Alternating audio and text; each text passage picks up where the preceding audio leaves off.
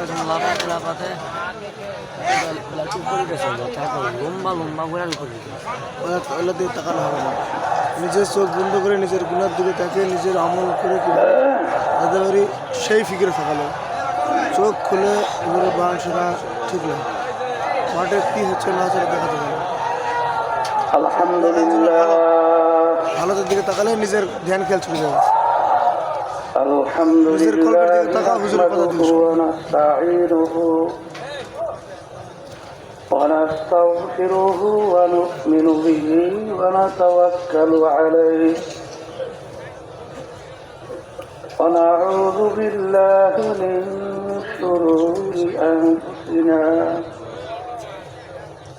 من يهده الله فلا مضل له ومن يضلله فلا هادي له ونشهد أن لا إله إلا الله وحده لا شريك له ونشهد أن محمدا عبده ورسوله أما بعد فأعوذ بالله من الشيطان الرجيم بسم الله الرحمن الرحيم يا أيها الذين آمنوا صلوا عليه وسلموا تسليما اللهم صل على سيدنا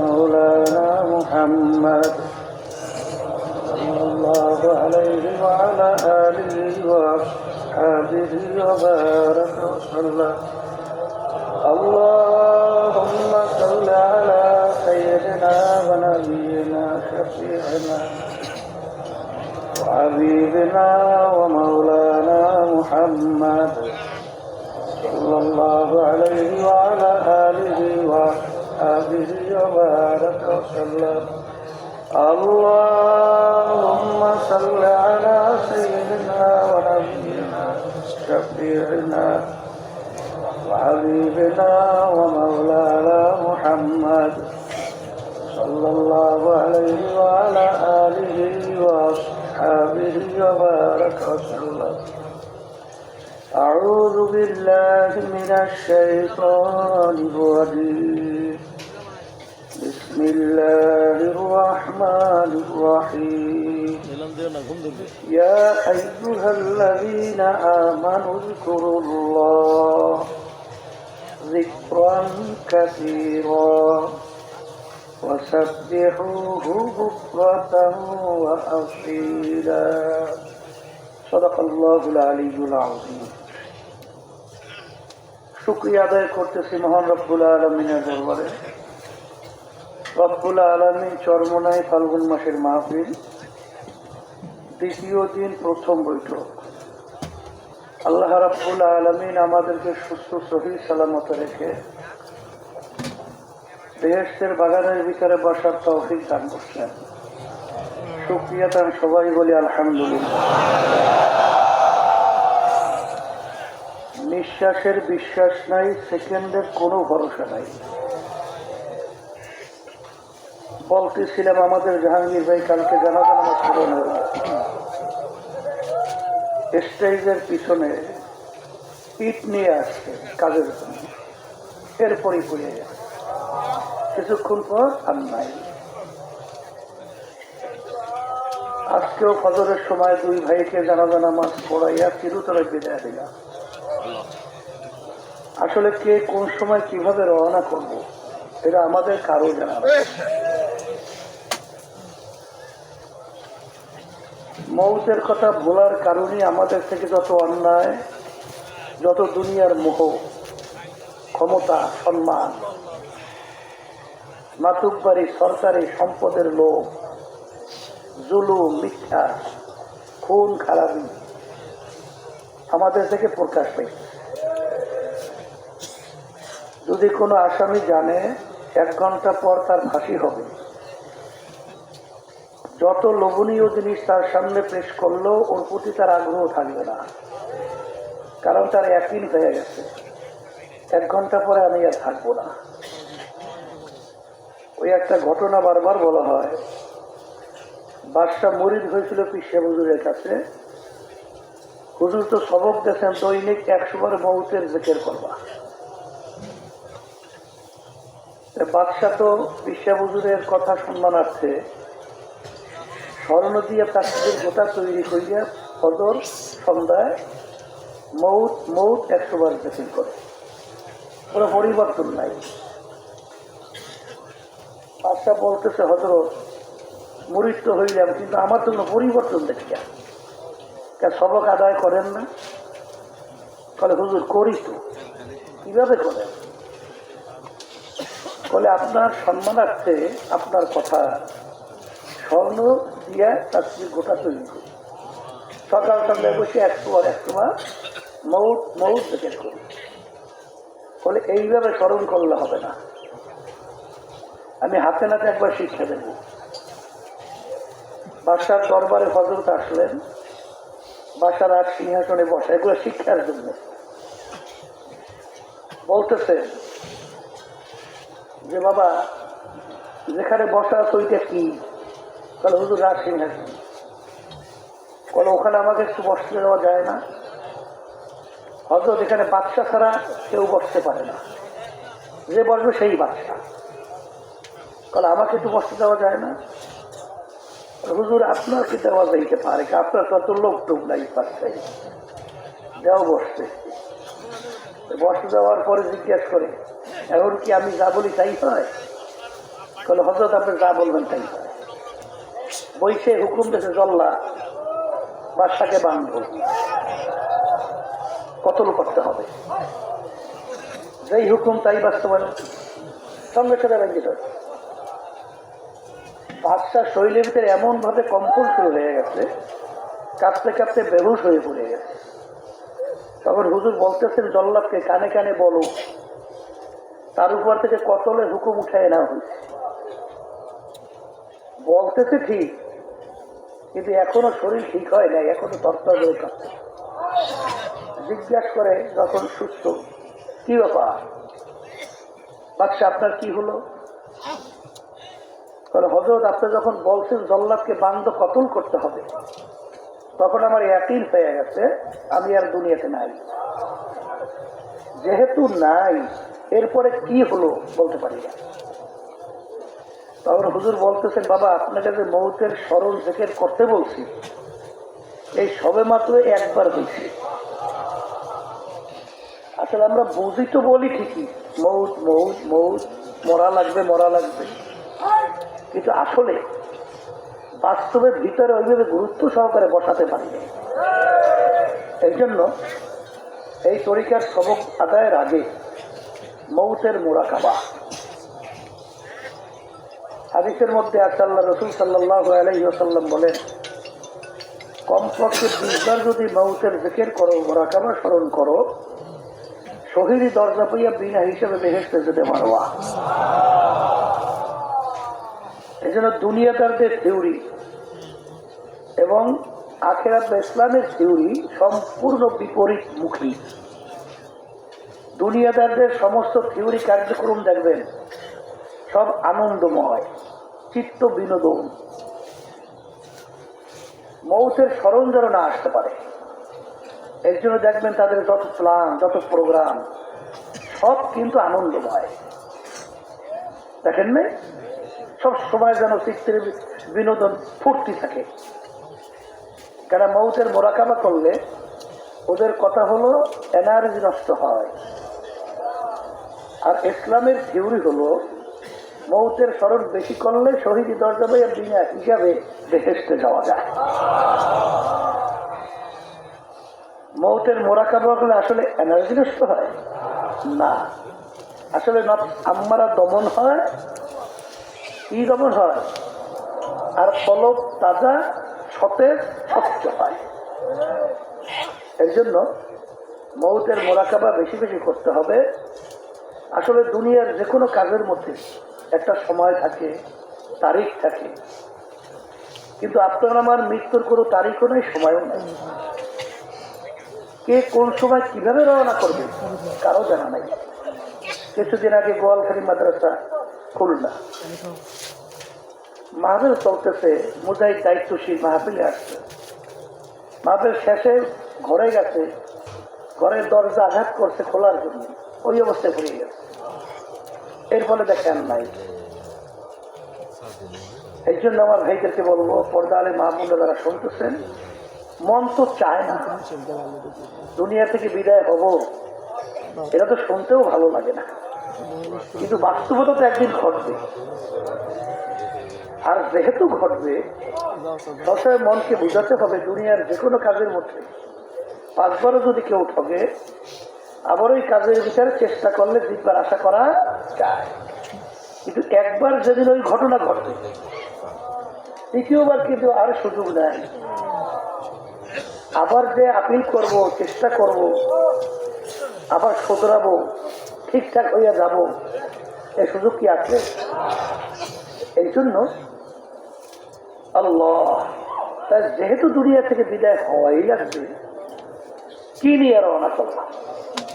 আল্লাহ রাব্বুল আলামিন যারা ঈমানদার, আল্লাহকে বিশ্বাস করে, আখিরাতকে বিশ্বাস করে, আল্লাহ রাব্বুল আলামিন ঈমানদারদেরকে লক্ষ্য করে বলছেন, হে আমার বিশ্বাসী বান্দা বান্দীগণ, তোমরা আমার জিকির বেশি বেশি পরিমাণে করো, বিশেষ করে ভোরে এবং বৈকালে, এই দুইটা সময় আমার তাসবিহ এবং তাহলিল আদায় করো। আল্লাহ রাব্বুল আলামিন ঈমানদারদেরকে বলছেন। ঈমানদারদের ভিতরেও কিন্তু পার্থক্য আছে। যেমন খ্রিস্টানরাও কিন্তু আল্লাহকে বিশ্বাস করে, ওদের ধর্ম অনুযায়ী, কিন্তু ঈসা আলাইহিস সালামকে আল্লাহর পুত্র হিসেবে মানে।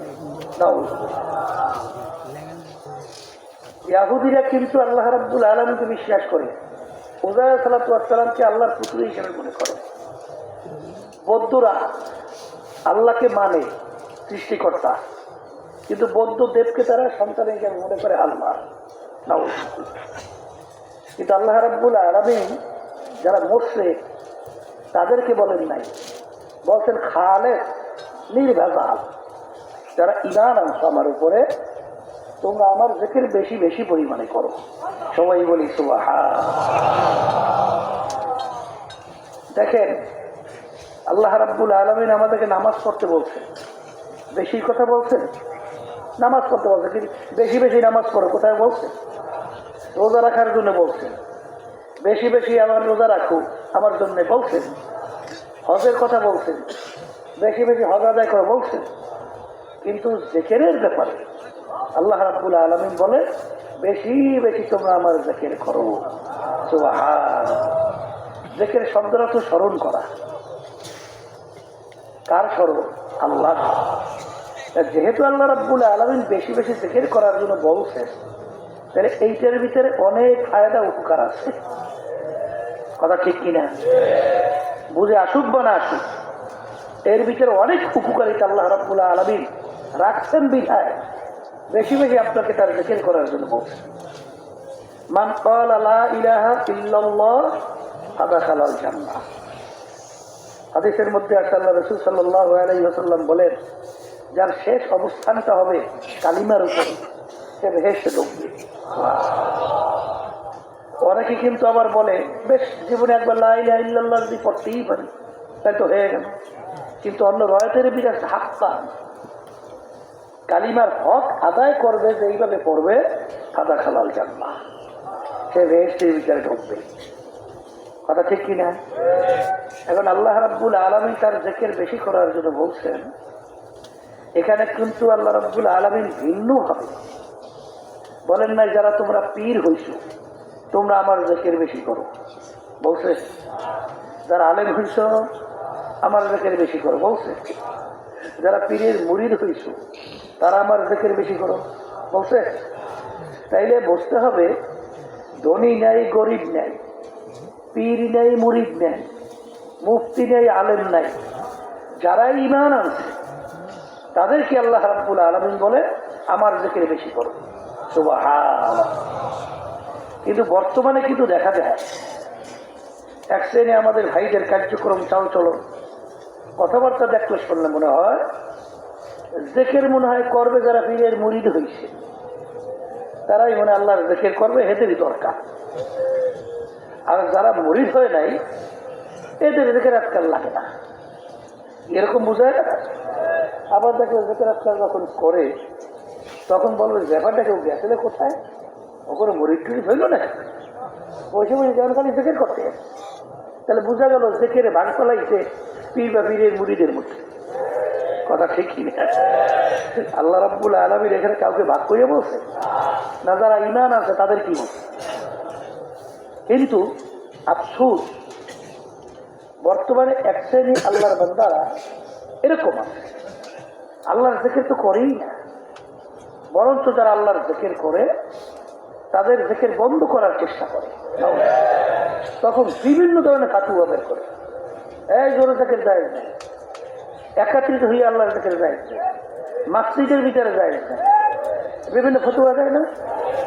ওদিকে এই চরবলাইতে এক আল্লাহর বান্দা ছিল, এলাকায় খুব খারাপ প্রকৃতি ছিল। তা চরবনায় আসার পরে আল্লাহ রাব্বুল আলামিন দ্বীনের বুঝ দান করছে। এখন এলাকায় যাওয়ার পরে এখন আল্লাহর বান্দা তো 5 ওয়াক্ত ঠিক মতো নামাজ পড়ে, হ্যাঁ, এরপরে সকাল সন্ধ্যায় বসে তো আল্লাহর জিকির করে। এখন ওই আইসে ফতুয়া দেওয়া, এই জোরে জোরে জিকির পাইছো কোথায়, হ্যাঁ জায়েজ নাই। এখন সে আসছিল তো একটু কুখ্যাপদের বোঝেন না, বাড়ি একটা বেকার মানুষ, তখন বলতেছে ব্যাপার কি, এই আপনি আমাকে জিকির করার জন্য নিষেধ করেন, আমি যে এলাকার ভিতরে যে সেমলিনাস থেকে এটা কি আপনি জানেন? বলে জানি তো, আমি যে খারাপ কাজের ভিতরে লিপ্ত ছিলাম তা কি আপনি জানেন? কোথাও তো জানেন। তখন তো আপনাকে আমি দাওয়াত করছিলাম, তা মনে আছে? তা তো মনে আছে। তা খাওয়াই লই হাতিয়ে যেত পকেটে লইছেন, তাকে মনে আছে? তাও তো মনে আছে। তখন তো আমাকে একবার আপনি বলেন নাই যে সেমিনেশন জায়েজ নাই, এই ধরনের কাজ করা জায়েজ নাই। তখন তো ঠিক খাইছেন, ও হাতিয়েও ঠিক মতো গেছে। এখন আমি একটু আল্লাহ রাব্বুল আলামিন দ্বীনের বুঝ দান করছে, আমি আগে নামাজ পড়তাম না, পশ্চিমে সেজদা দিতাম না, এখন 5 ওয়াক্তের মতো হুশ থাকতে আমি ছাড়ি না, আর এখন একটু আল্লাহর নাম আমি জিকির করি, এখন তুমি আমাকে বাধাতে চাইছো। তো অত দলিল বুঝি না, তবে আমার দলিল একটা, এই লাড়ি দেখছো, একটা পিডিয়া নিয়ে মাথা 2 ভাগ করে ভালো কথা, ওই সোজা ওই হাইবার বানাচ্ছে। এরকম এক শ্রেণী কিন্তু বর্তমানে আছে, এই আল্লাহর জিকিরে জয়ের জায়েজ নাই, একাত্রিত হয়ে জায়েজ নাই, মসজিদের ভিতরে জায়েজ নাই। আল্লাহ রাব্বুল আলামিন এই আয়াতের ভিতরে কি বলছে? ওয়াসবির নাফসাকা মাআল্লাযীনা ইয়াদউনা রাব্বাহুম বিল গাদাতি ওয়াল আশিয়্যি ইউরিদুনা ওয়াজহা। এখানে আল্লাহ রাব্বুল আলামিন বলেন তার রাসূলকে, হে রাসূল, আপনি তাদের সঙ্গী হন, তাদের সাথে আপনি বসে, যারা একাত্রিত, এখানে কিন্তু জমার ছিয়া, একাত্রিত হইয়া আমাকে ডাকাডাকি করে। শব্দটা কি? আমাকে ডাকে। আচ্ছা, ডাক কি আপনি চুপ করে বসে দিয়েছেন?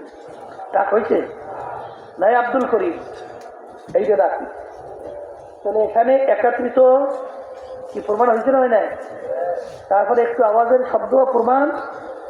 এবার আল্লাহ রাসূল সাল্লাল্লাহু আলাইহি ওয়াসাল্লাম তালাশ করতেছিলেন, দেখেন মসজিদে নববীর মধ্যে একদল সাহাবায়ে কেরাম বৈশা আল্লাহর জিকির করতেছে। তাহলে এখানে তেরোটা পাইলেন, কি পাইলেন? একাত্রিত হলো, তারপর আওয়াজও পাইলেন, মসজিদও পাইলেন। কি কথা ঠিক না? ঠিক। তবে নিয়ম ছাড়া জোরে না। এক শ্রেণী কিন্তু বর্তমানে আছে, এত জোরে আওয়াজ করে, এটা কিন্তু শরীয়তের ভিতরে নিষেধ। সবসময় জিকির করা লাগবে মধ্যম আওয়াজ। আওয়াজ কি? মধ্যম। কথা ঠিক কিনা? আবার খেয়াল রাখা লাগবে, মসজিদে বিশেষ জিকির করবেন। নামাজি পাশে থাকলে তখন আওয়াজ করে জিকির করা যাবে না। কোরআন কারীম তেলাওয়াতকারী থাকলে আওয়াজ করে জিকির করা যাবে না। ঘুমানো যদি ব্যক্তি নিয়ম ছাড়া, যেমন নাকি হজরের সময় এখন ঘুমায় নামাজ শুইয়া, ওরা পিঠেই উঠেই শুইবে, পিঠা তোরা মানে কইতে উঠেই শুইবে, কত বছর নাই এই হিসাবে আর কি। যেই সময় নিয়ম ছাড়া ওই সময় জোরে জিকির করা যাবে না, এটা খুব লক্ষ্য রাখতে হবে। শোনেন, পরীক্ষা করে দেখতে পারেন না? আমাদের উদ্দেশ্য কি? ইমানকে মজবুত করা, আমলে চলে নেক আমল করা। কয়টা কাজ? দুইটা। কয়টা বলেন? ইমান মজবুত, ইমান মজবুত আর নেক আমল। এই দুইটার বিনিময়ে আল্লাহ বেহেশত ঘোষণা করছে, ইন্নাল্লাযীনা আমানু ওয়া আমিলুস সালিহাত কানাত লাহুম জান্নাতুল ফিরদাউসি নুজুলা। তাহলে ইমান আনতে হবে, নেক আমল করতে হবে। নেক আমল কোনটা? বর্তমানে বাংলাদেশ সহ তাম দুনিয়ার মধ্যে এই নিয়ে কিন্তু ঝগড়া, কথা ঠিক কিনা? আমরাও কিন্তু আপনাদেরকে বলি এই কাজটা নেক আমল। আবার দেখবেন এক শ্রেণী আটরশি, রাজারবাগ, দেওয়ানবাগ, সুরেশ্বর, বাইজবান্ডার, এরকম বিভিন্ন আছে না, তারাও কিন্তু বলে এই কাজটা নেক কাজ। বলে কি বলে না? এইভাবে দেখবেন অনেকে দেখবেন জীবনে নামাজ নাই, রোজা নাই, জুলুম, খুন, মিথ্যা, হ্যাঁ বললেও শহীদ। কথা কথা সব শহীদ না? এখন তো এখানে বলতেছে তো শহীদ। এরকম ঘটনা হয় না? হয় না? আছে না? নাই? নেক কাজ কোনটা এই আমাদের পরিষ্কার জানা থাকা লাগবে। আল্লাহ রাব্বুল আলামিন প্রত্যেক নামাজের মধ্যে আমাদেরকে শিক্ষা দেয়,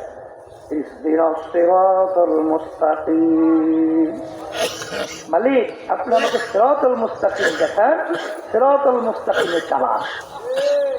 সিরাতাল মুস্তাকিম কোনটা? আল্লাহ রাব্বুল আলামিন পরবর্তীতে শিক্ষা দেয়, সিরাতাল্লাযীনা আন'আমতা আলাইহিম, যেই পথে চলার পরে আপনার পক্ষ থেকে, যাদের উপরে আপনার পক্ষ থেকে নেয়ামত বর্ষিত হয়েছে তাদের পথে আমাদেরকে চালান। এখন কাদের উপরে আল্লাহ নেয়ামত বর্ষিত হইল? আল্লাহ রাব্বুল আলামিন অন্য একে তাদের পরিচয় দেয়, মিনান নাবিয়িনা ওয়াস সিদ্দিকিনা ওয়াস শুহাদাই ওয়াস সালিহিন ওয়া হাসুনা উলাইকা রাফিকা। আল্লাহর নেয়ামত বর্ষিত হয়েছে কাদের উপরে? বলেন নবীদের উপরে, সিদ্দিকীনদের উপরে, শুহাদায়ে কেরামদের উপরে। তাদের ধারাবাহিকতায় কিয়ামত পর্যন্ত সিলসিলাওয়ারি নেককার পরহেজগার আল্লাহ ওয়ালাদের উপরে। কথা ঠিক কিনা? তাহলে এখন বুঝতে হবে সাহাবায়ে কেরামদের আমল, বলেন আমল মানে কাজ। এই সাহাবায়ে কেরাম কারা? বলেন আল্লাহ রাসূল সাল্লাল্লাহু আলাইহি ওয়াসাল্লাম সরাসরি ছাত্র। আল্লাহ রাব্বুল আলামিন তার রাসূলকে দুনিয়াতে পাঠাইছেন। এই আল্লাহ রাসূল সাল্লাল্লাহু আলাইহি ওয়াসাল্লাম বলেন, বুইসতু মুআল্লিমা, আল্লাহ রাব্বুল আলামিন আমাকে ওস্তাদ হিসেবে পাঠাইছেন। সুবহানাল্লাহ, হিসেবে ওস্তাদ। এখন আল্লাহ রাসূল সাল্লাল্লাহু আলাইহি ওয়াসাল্লাম ওস্তাদ হিসেবে আসছে, ছাত্র লাগবে না? বলে ছাত্র লাগে না? ওস্তাদ যদি ছাত্র ছাড়া ওস্তাদ আছে, ছাত্র তো লাগবে। বলে সাহাবায়ে কেরাম হইলে আল্লাহ নবী সাল্লাল্লাহু আলাইহি ওয়াসাল্লামের সরাসরি ছাত্র। এই সাহাবায়ে কেরামদের সংখ্যা প্রায় 1.5 থেকে 1.5 লক্ষের কাছাকাছি। সুবহানাল্লাহ। আর সাহাবায়ে কেরাম কাদেরকে বলে? যারা ঈমান সহকারে স্বচক্ষে আল্লাহ রাসূল সাল্লাল্লাহু আলাইহি ওয়াসাল্লাম সরাসরি দেখছেন এবং ঈমান সহকারে দুনিয়া থেকে বিদায় নিয়ে কবরে চলে গেছে, এদেরকে বলে কি? সাহাবায়ে কেরাম। এদের সংখ্যা প্রায় 1.5 থেকে 1.5 লক্ষের কাছাকাছি। আল্লাহ রাব্বুল আলামিন তার রাসূলকে পাঠাইছেন উস্তাদ হিসাবে, ছাত্র সাহাবায়ে কেরাম। কথা ঠিক কিনা? এখন সাহাবায়ে কেরাম থেকে সরাসরি আল্লাহ রাসূল সাল্লাল্লাহু আলাইহি ওয়াসাল্লাম আমলের ট্রেনিং দিয়েছেন।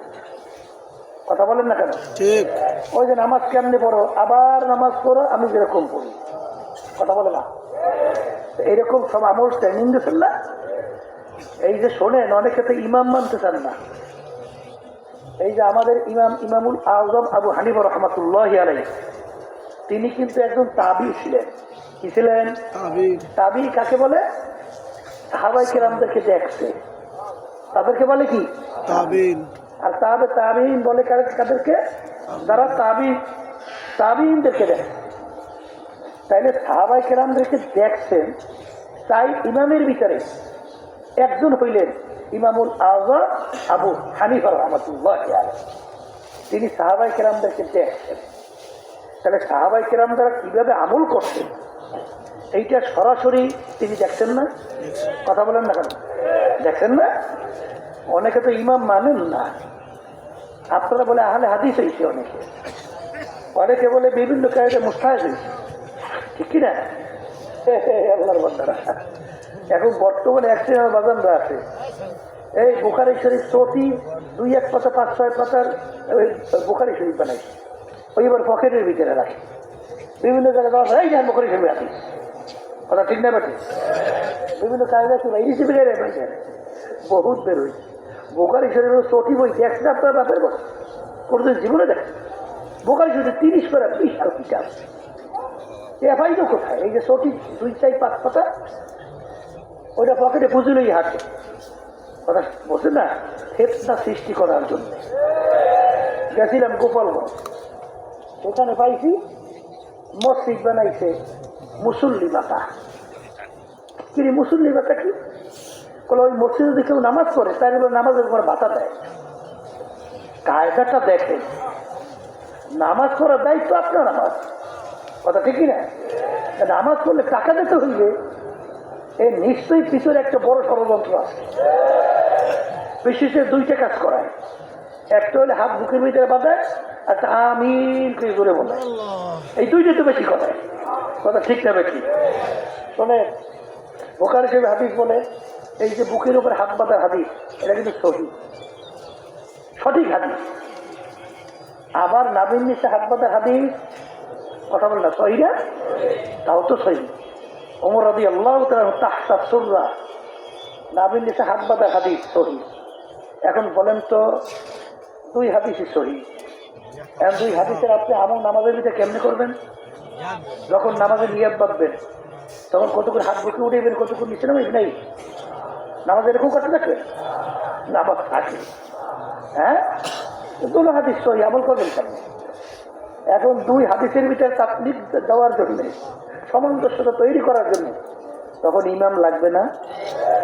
লক্ষ লক্ষ হাদিস মুখস্থ ছিল ইমামুল আজম আবু হানিফা রহমাতুল্লাহি আলাইহি। আমাদের এই তরিকার মুরব্বী কুতুবুল আলম রশিদ আহমদ গঙ্গুই রহমাতুল্লাহি আলাইহি 1 লক্ষর মতো হাদিস তার মুখস্থ ছিল, 60,000 সনদ সহ, 40,000 সনদ ছাড়া। সনদ বোঝেন তো?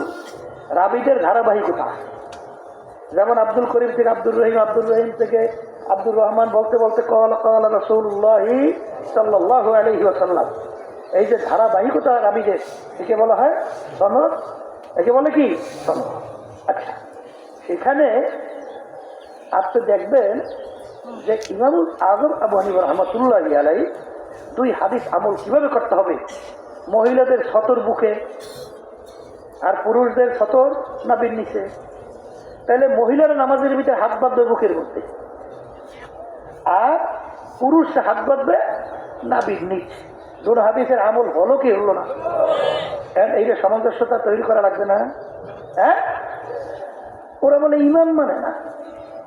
আচ্ছা, যারা নাকি চটি বুখারী শরীফের পাতা নিয়ে ঘোরে, তাদেরকে যদি জিজ্ঞাসা করেন, ভাই তুমি 5টা হাদিস সনদ সহ একটু তেলাওয়াত করো তো, একটা হাদিস পারবে? কথা বল, পারবে? আচ্ছা, পারবে না।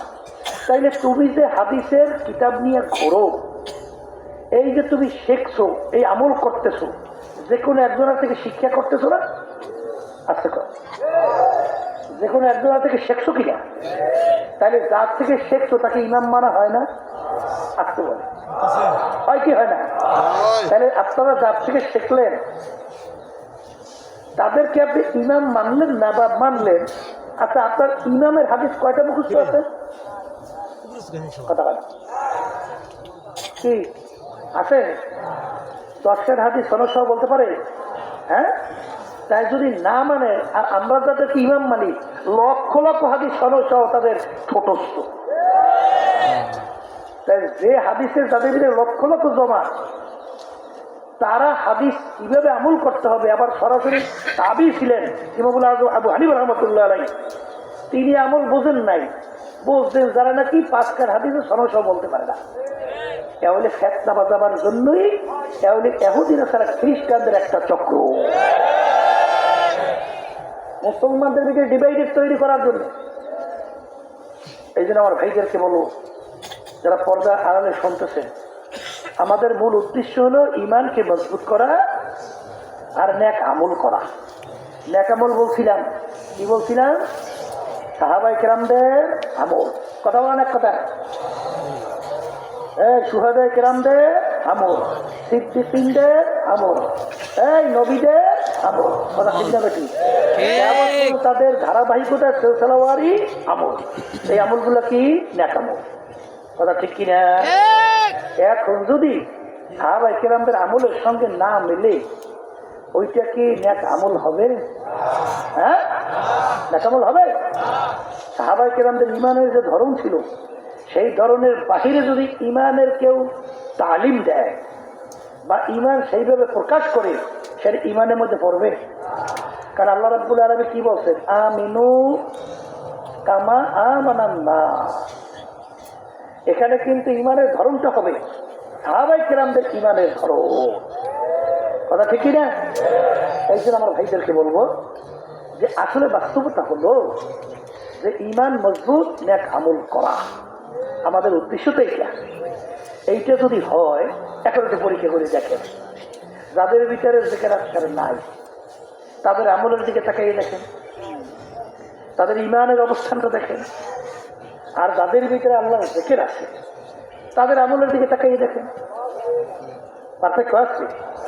হ্যাঁ, এই দেখুন, যাদের ভিতরে আল্লাহর জিকির নাই, তাদের নামাজের দিকে তাকাইয়ে দেখেন তো কোন সময় তাকবীরে তাহরিমা বাজছে, কোন সময় তেলাওয়াত করছে, কোন সময় রুকুতে গেছে, কোন সময় সেজদায় গেছে। এক রাকাত পড়তে রাখতে যে 4 রাকাত শেষ।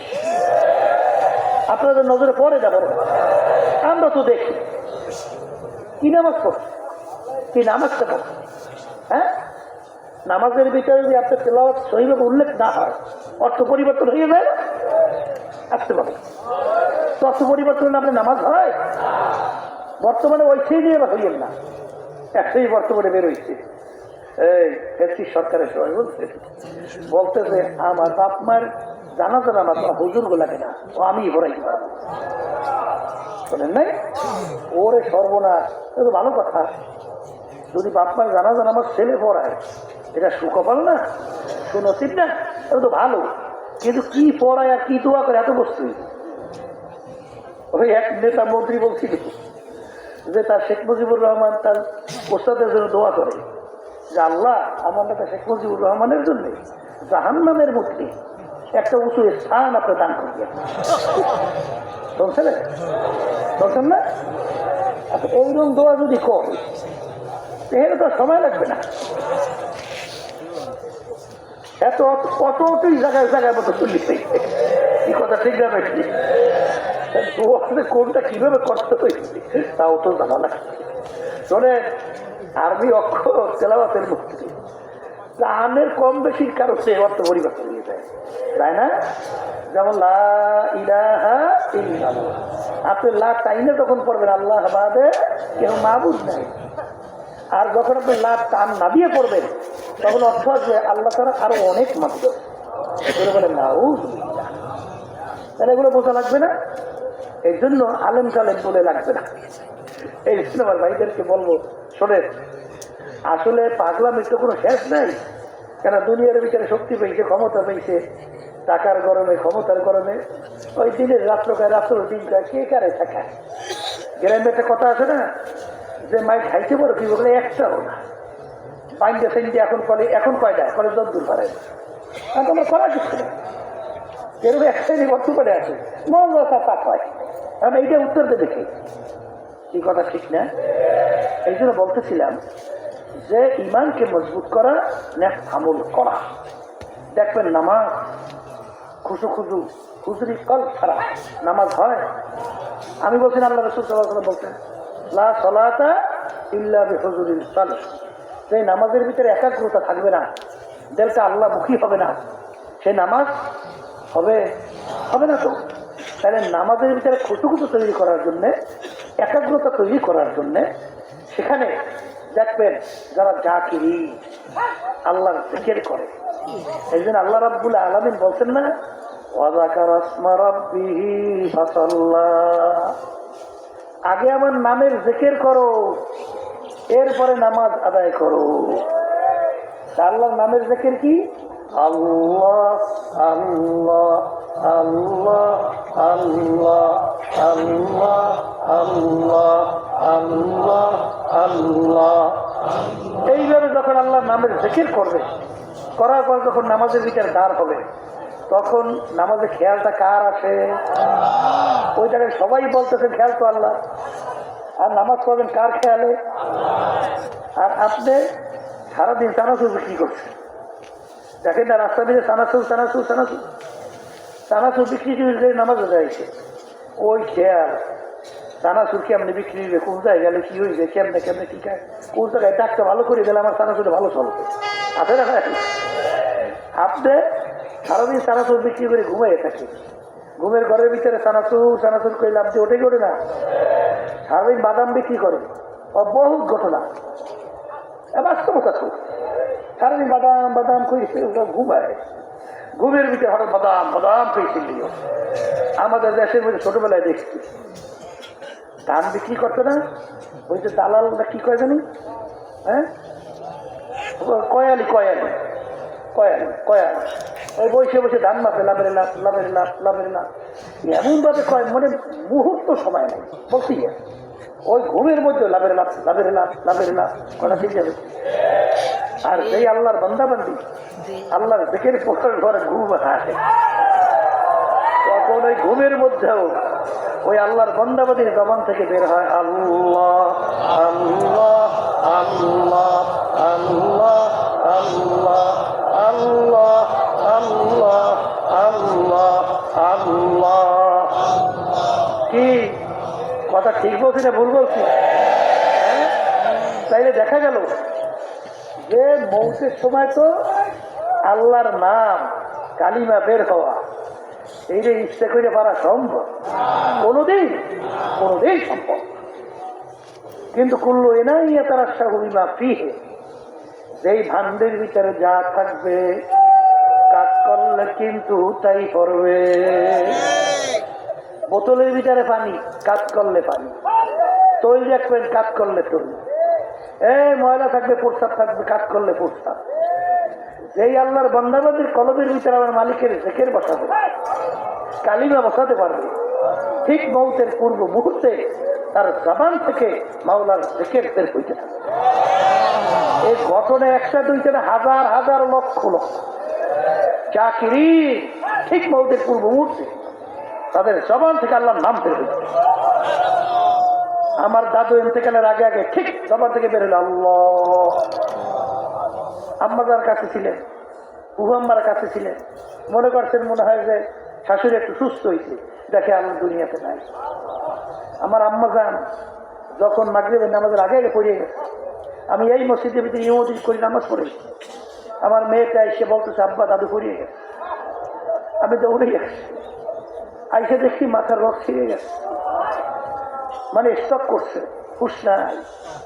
আমরা ভাইয়া কান্দের ভিতরে উঠে গিয়া যখন বরিশাল স্ত্রী করে নেওয়া শুরু করছি, জবান থেকে পরিষ্কার বের হয় লা ইলাহা ইল্লাল্লাহ, লা ইলাহা ইল্লাল্লাহ, লা ইলাহা ইল্লাল্লাহ, লা ইলাহা ইল্লাল্লাহ, মুহাম্মাদুর রাসূলুল্লাহ। বরিশাল পর্যন্ত নিয়ে গেলাম, আর এই শব্দ বের হইতি। যখন বরিশালে উঠেইলাম, এই জবান বন্ধ, আর আল্লাহর বান্দে দুনিয়াতে আসে নাই, এই দুনিয়া থেকে বিদায় হয়ে চলে গেছে। আর যার শেষ হবে কালিমা আদা খালাল জান্নাত, মৌতের সময় কি বেরোই? হ্যাঁ, এই যে আমাদের ইসমাইল সাহেব রহমতুল্লাহ আলাই খুলনা, তার ওই হালকার ভিতরে এক আল্লাহর বান্দা অসুস্থ বেশি হয়ে গেছে। এখন খবর শুনিয়া মেয়ের জামাই আসছে, জামাই হাফেজ কোরআন ছিল, হাফেজ আসার পরে তখন চোখের সাথে ছয় মাত্র হয়েছে। এখন ডাক দিয়ে বলে, জামাই ওঠে, আজান দেন। আমি আজানের শব্দ শুই না, মালিকের দাওয়াতে চলে যাব, মানে আমি আমার বাড়ি যাব। শেষ পর্যন্ত সে দেখে যে চোখে তাদের শুনেছে, ছয় মাত্র হয়েছে। সে উজু করে আজান দেওয়া শুরু করছে। তার মেয়ে সে পাশে কোরআন তেলাওয়াত শুরু করছে। এই পাশে ইশারা করলো মেসওয়াকের জন্য। আল্লাহ নবী সাল্লাল্লাহু আলাইহি ওয়াসাল্লাম ইন্তেকাল আগে আগে মেসওয়াক করছেন না। এই দেখেন কিভাবে আল্লাহ তাআলা সুন্নাহ জারি করা। যখন নাকি মেসওয়াক করতেছে ওদিকে খেয়াল করে আজান শুনছে। যখন তার জামাই বলে লা ইলাহা ইল্লাল্লাহ, যখন এই আজান যখন শেষ করে, এরপরে আল্লাহর বান্দা আল্লাহ কইরা একটা ডাক দিয়ে উঠলো। জামাই দৌড়ে আইসা দেখে আল্লাহর বান্দার দুনিয়াতে নাই।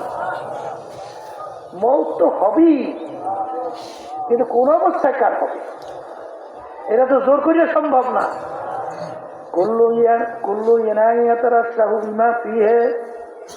যেই ভান্ডের ভিতরে যা থাকবে কাজ করলে তাই করবে।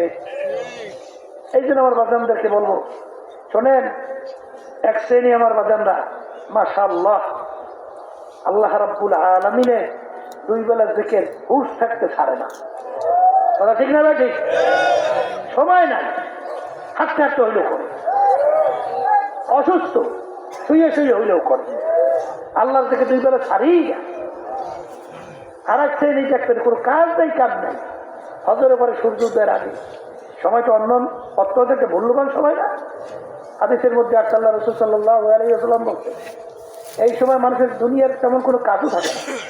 হজরের পরে সূর্য উদয়ের আগে সময় বেশি থাকে, এসে তো বেশি কাজও থাকে না। তুমি যেখানে আজকাল যদি নাও করো, তুমি চুপ করে জানার মধ্যে বসে এশরাক নামাজ পড়ে বিদায় হোক, একটা কবুল হক উমরার সব আমল নামে আল্লাহ দান করবে, সব আছে না?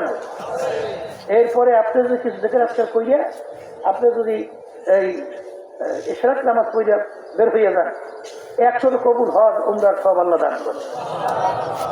এরকম সবের কথা আছে না নাই? তাইলে সময় তো যাবি, আলিশানি সব জায়গায় চলে। আর আপনার এই তরিকার মূল উদ্দেশ্য কি? দুইটা। তরিকার মূল উদ্দেশ্য কয়টা বলেন? মুখ খুলে বলেন, বলেন। হিম্মত বলন্দ, খুলুসিয়াত ভিতরে পয়টা।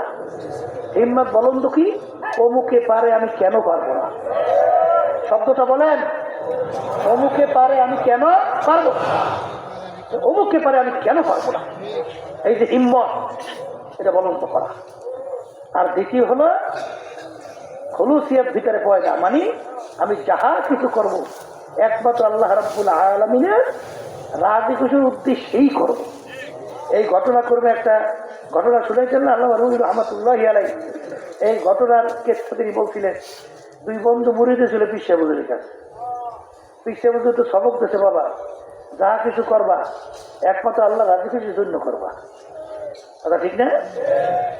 এখন একজনের বাড়ি নদীর এপারে, আরেকজনের ওপার।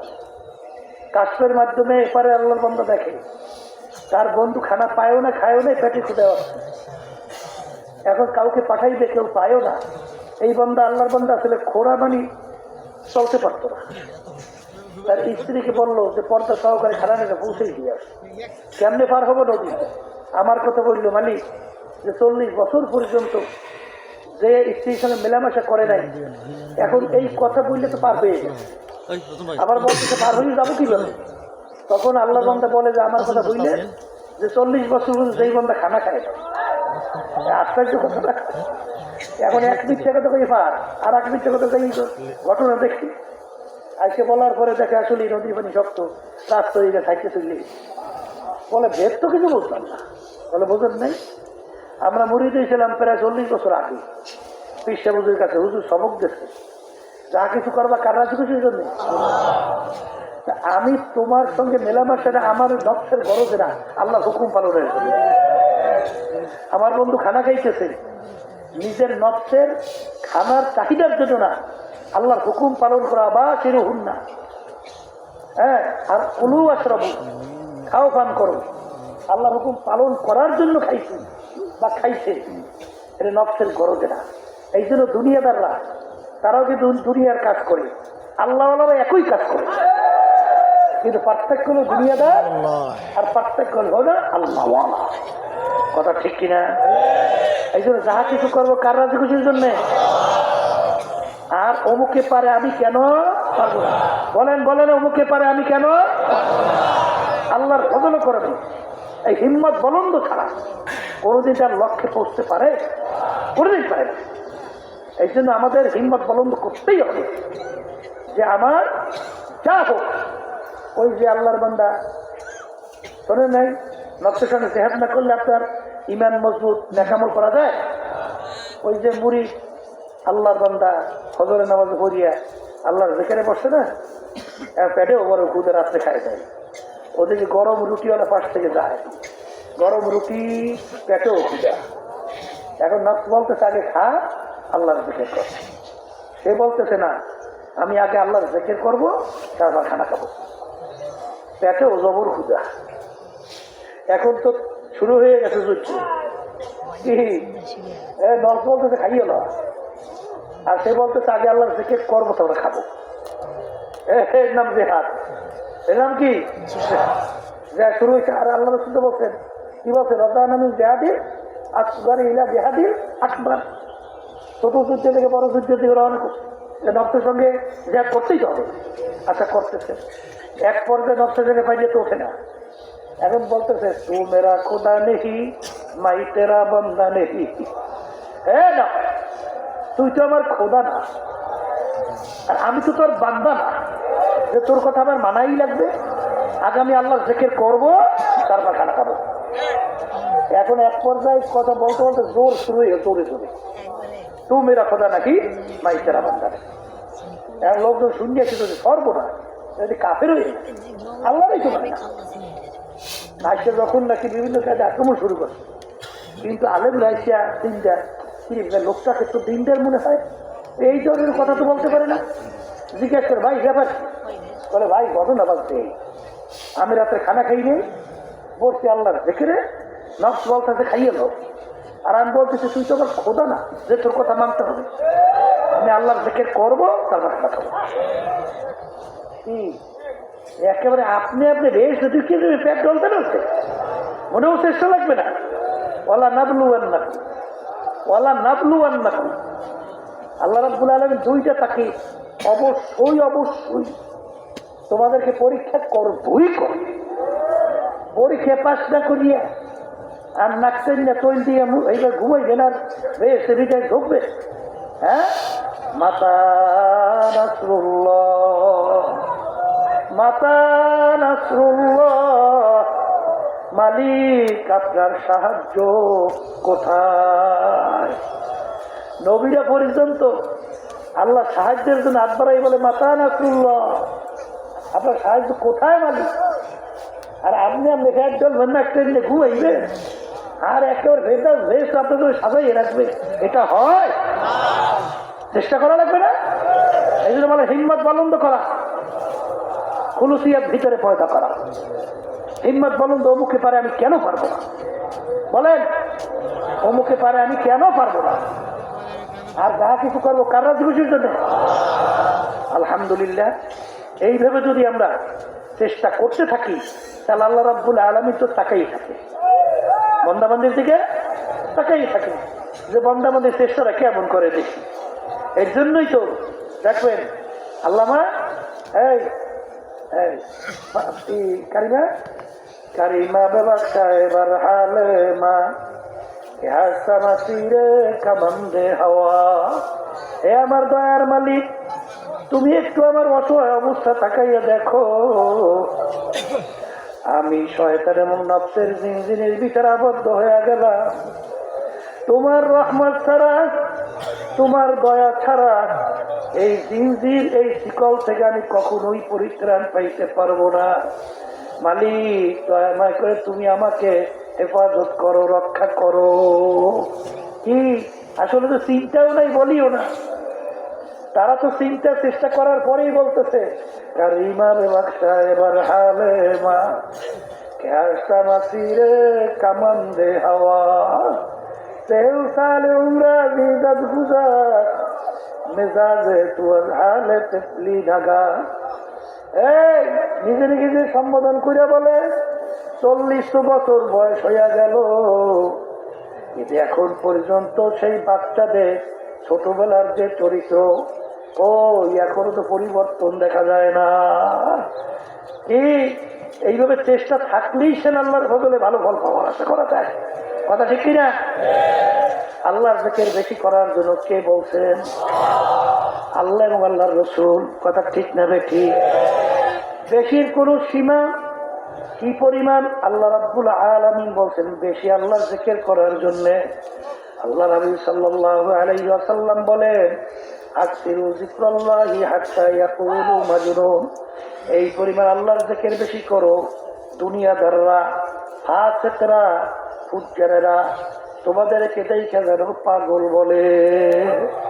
আল্লাহর ফজল করবে দেখা যায় কিছু কিছু চর্বনায় মুজাহিদ আল্লাহর বান্দাদেরকে এখন দুনিয়াদাররা দেখলে টুকি খেরি মারে।